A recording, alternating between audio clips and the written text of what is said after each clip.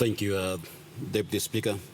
Deputy Speaker, can I ask leave to answer questions raised by our good member for Myanmar yesterday?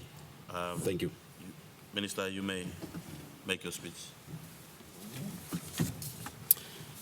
Thank you, Deputy Speaker, for giving me the opportunity to answer questions without notice raised by member for Myanmar yesterday. Mr. Deputy Speaker, questions are directed to me relating to lack of control on the influx of substandard or unsafe products being imported by traders in our country, which are put on shelves and sold to our people. NISIT, or National Institute of Standards and Industrial Technology, is the body responsible for developing standards for products and services in PNG. However, it is concerning to see that many low quality or substandard products flooding into our markets that obviously do not meet the standard. Mr. Deputy Speaker, questions raised explain if NISIT has developed Papua New Guinea standards for foods and non-food items coming into the country, and that NISIT Act 1993 has sufficient provisions or treatment and regulations to control the imports to ensure only standards products are entering our country and find their way to the shelves of the traders in our country. Mr. Deputy Speaker, it is very important questions raised by the good member for Myanmar.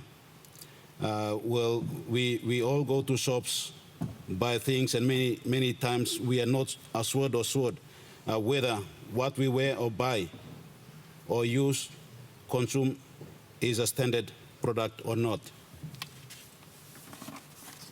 Mr. Deputy Speaker, the Honourable Member for Myanmar is correct in raising the issues in that the current NISIT Act 1993 give provisions for NISIT to develop voluntarily standards only and provide commercially driven quality services for calibration, accreditation and certification, which covers product certification of exports and products verification of imports.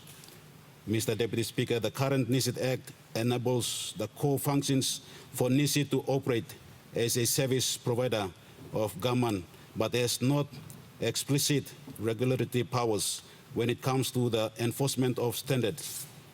Whilst the NISIT Act is provision to allow market forces to dictate only quality of goods and services, NISIT has over the past years experienced that consumer behavior has led our markets and the business houses to an all-time low on the expectations of the quality in products and services. The cheaper standard products that find a way into our markets are preferred by our customers or consumers. Only a NISIT market for quality product exists. To reserve this market, reverse this market, NISIT had to carefully work on reviewing its act to add in an optional pathway for development of standards. Mr. Speaker, the NISIT,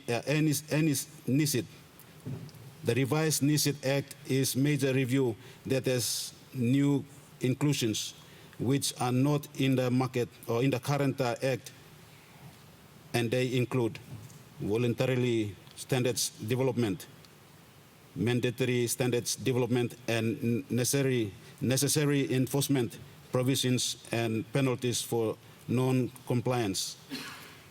In items of its conformity assessment schemes, NISIT will roll out a compulsory product certification and product verification program.